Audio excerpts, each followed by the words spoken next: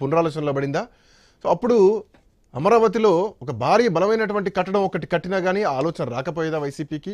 So గతంలో Telugu Desam party అధికారంలో ఉన్నప్పుడు సో టెంపరీగా అంటే తాత్కాలికమైనటువంటి కట్టడాలు కట్టడం జరిగింది, సెక్రటేరియట్ కానీ అసెంబ్లీ కానీ. సో ఇట్లాంటి నేపథ్యంలో అంశం అట్లా ఉంటే 3 రాజధానులు వస్తుంది ఆంధ్రప్రదేశ్లో. సో ఈ 3 రాజధానులతోటి అభివృద్ధి జరుగుతుందన్నది అప్పుడు వైసీపీ తీసుకొచ్చినటువంటి నినాదం. ఆ తర్వాత మళ్ళీ అమరావతి పెద్ద ఉద్యమే జరిగింది, దరిదాపు 1000 రోజుల పాటు కూడా ఉద్యమం జరిగింది. సో అక్కడ రైతులంతా కూడా అమరావతి రాజధాని రావాలి అంటూ కూడా కోరుకోవడం జరిగింది. సో మళ్ళీ ఇప్పుడు అమరావతికి లైన్ క్లియరెన్స్ అవుతోంది, ఇక్కడ డెవలప్మెంట్ నడుస్తోంది. అటు పోలవరం మీద కూడా ప్రభుత్వం చాలా కీలకంగా క్రియాశీలకంగా పనిచేస్తోంది. ఈసారి ఖచ్చితంగా పోలవరం ప్రాజెక్ట్ని నిర్మించి తీరుతామంటూ దాంట్లో జరిగినటువంటి నష్టాన్ని అంచనా వేస్తూ మళ్ళీ రీవర్క్ రీకన్స్ట్రక్షన్ స్టార్ట్ చేసినటువంటి పరిస్థితి కనిపిస్తోంది. చూద్దాం ఎవరెవరిని బెదిరించారు, ఎందుకు రాజీనామాలు వీసీలు చేయాల్సినటువంటి అవసరం ఏర్పడింది, ఈ రోజే ఎందుకు ఇంత తీవ్రమైనటువంటి చర్చగా మారింది. మాట్లాడదాం. చిన్నపరెడ్డి గారు వైసీపీ నాయకులు, శరత్ చౌదరి గారు తెలుగుదేశం పార్టీ నాయకులు, యుగేందర్ గారు అమరావతి జేఏసీ నుంచి మాట్లాడతారు. అట్లాగే పిఎన్ మూర్తి గారు ప్రముఖ రాజకీయ విశ్లేషకులు మనతో పాటు జాయిన్ కాబోతున్నారు. రైట్, ముందుగా వైసీపీ నాయకులు చిన్నపరెడ్డి గారు.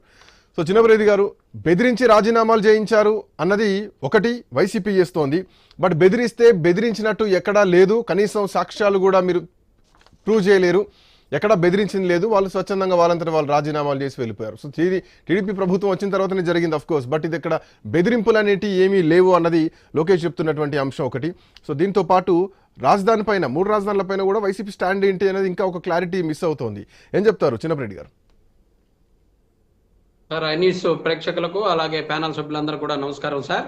నమస్తే. ప్లీజ్ సార్, వీసీలని ఎంత బెదిరించి వీసీ ఛాంబర్లోకి వచ్చి తెలుగుదేశం జనసేనకి సంబంధించినటువంటి గూండాల్లాగా ప్రవర్తించి అధికారుల్ని సెల్ ఫోన్లు కూడా విసిరేసి ఆ వీసీలని వాళ్ళని ఆచార్యులుగా మనం భావిస్తూ గవర్నర్ గారు నియమించేటటువంటి ఒక గౌరవప్రదమైనటువంటి పోస్ట్లో ఉన్నటువంటి వారిని బలవంతంగా పేపర్లు అక్కడ పెట్టి సంతకాలు పెట్టేసి నువ్వు బయటికి వెళ్ళిపోవాలని చెప్పేసి దౌర్జన్యం చేసినటువంటి అన్ని వీడియోలని ఐన్యూస్ లో కూడా ప్రదర్శించినటువంటి వాటిని మేము చక్కగా చూసినటువంటి విషయమే. ఇందులో ఎవరు దాచిపెట్టి ఇవాళ కౌన్సిల్లో మాకేమీ సంబంధం లేదు, ఎవరు బెదిరించలేదు అదిరించలేదు అని చెప్పేసి లోకేష్ బాబు గారు మాట్లాడితే దాన్ని ఎవరు పట్టించుకునే పరిస్థితి లేదు.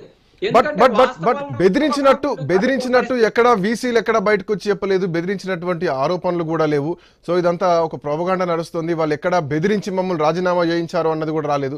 ఒకవేళ వాళ్ళ మాట బయటకు వచ్చినా, వాళ్ళ రాజీనామా లేఖలో ఆ పాయింట్ తీసుకొచ్చినా కానీ ఖచ్చితంగా అది ప్రభుత్వానికే డ్యామేజ్ అయ్యేటువంటి విషయం కదా. ఒకవేళ నిజానికి వైసీపీ మద్దతుదారులు అయ్యేది ఉంటే కనుక, వైసీపీ మద్దతుదారులు అయ్యుండి ఆ మాట అంటే ఖచ్చితంగా అది కూటమి ప్రభుత్వానికి ఎఫెక్ట్ పడేది. బట్ అట్లాంటిది ఏమి ఇక్కడ లేదుగా సార్. అధికారులు ఎవరు కూడా వచ్చి ప్రభుత్వం మీద కంప్లైంట్ ఇచ్చి చేసే పరిస్థితి ఉండదు సార్. మనం స్వయంగా టీవీలలో అన్ని టీవీలలో మనం చూసాం కదా సార్. ఇలా మనం ప్రత్యేకంగా చెప్పేది ఏముంది, మనం చూసాము. ఆ చూసినటువంటి వీడియోలను కూడా కాదనుకుంటే ఇప్పుడు నేను చర్చలో మాట్లాడుతా ఉన్నా, నా మొబైల్లోంచి తీసి మీకు పంపిస్తాను. ఒకవేళ చూస్తానంటే కనుక నేను తీసి పంపిస్తాను మీకు. అందులో ఏమీ లేని మాటలు ఉన్న మాటలు కలిపి చెప్పాల్సిన అభూత కల్పనలు చేయాల్సిన పనిలే. ఖచ్చితంగా ఆచార్యులందరినీ కూడా అధికారులు మీరు అన్నట్టు బయటకు వచ్చి ప్రభుత్వం మీద విషం కక్కరు, ప్రభుత్వం మీద వ్యతిరేకంగా చెప్పరు. కానీ అధికారులు వైసీపీ కార్యకర్తల్లాగా పనిచేశారు. జగన్ పుట్టినరోజు నాడు ఆ వేడుకల్లో కూడా కొంతమంది పాల్గొన్నారు, ఒకరిద్దరు. పార్టీ కోసం, ఏది ప్రభుత్వం కోసం, యూనివర్సిటీ విద్యా సంస్థల కోసం పనిచేయాల్సినటువంటి వాళ్ళు పార్టీ కోసం సర్వేలు కూడా చేయించారు. సో ఈ రకంగా వాళ్ళని వాడుకున్నారు అన్నది ఇంకొక పాయింట్ సార్. ఒక రాష్ట్ర ముఖ్యమంత్రికి సంబంధించి పుట్టినరోజుని ఆయా యూనివర్సిటీల్లో ఉన్నటువంటి విద్యార్థులు ఎవరైనా సరే ఫీజు రియంబర్స్మెంట్ అందరికి రాష్ట్రంలో ఇస్తున్నారన్న సంతోషంతో విద్యార్థుల పట్ల ప్రేమ కలిగిన వ్యక్తి జగన్మోహన్ రెడ్డి అని ఆయన పుట్టినరోజు వేడుకలు జరుపుకున్నారేమో. ఆ జరుపుకున్న క్రమంలో ఎవరైనా సార్ ఇలా మన ముఖ్యమంత్రి గారి పుట్టినరోజు కదా అని చెప్పేసి ఎవరైనా అంటే వచ్చారేమో. ఒకవేళ అదేమీ నేరం కాదు సార్. పుట్టినరోజు వేడుకలకి అదేమి ప్రైవేట్ కార్యక్రమంగా జరుగుతుంది కానీ అదేమి అఫీషియల్ గా జరిగేటటువంటి కార్యక్రమం కాదు. జగన్మోహన్ రెడ్డి గారి పుట్టినరోజు వేడుకలు రాష్ట్రం అంతా కూడా చేసుకున్నారు. దాంట్లో ఏం తప్పే ఉంది సార్? పుట్టినరోజు వేడుకల్లో పాల్గొన్నారు. పుట్టినరోజు వేడుకల్లో పాల్గొన్న వాళ్ళే రాజీనామా చేసి స్వచ్ఛందంగా రాజీనామా చేసి వెళ్ళిపోయారు అంటున్నారు.